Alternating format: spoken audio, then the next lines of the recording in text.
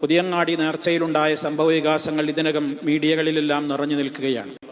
ഇത്തരത്തിലുള്ള കാര്യങ്ങൾ ഉണ്ടാകുമ്പോൾ അത് ഞങ്ങളാരും അതിന് ഉത്തരവാദികളല്ല എന്ന് പറയാൻ ചില ആളുകൾ വല്ലാതെ തത്രപ്പാട് പെടുന്നത് നമ്മൾ കാണേണ്ടി വരികയാണ്.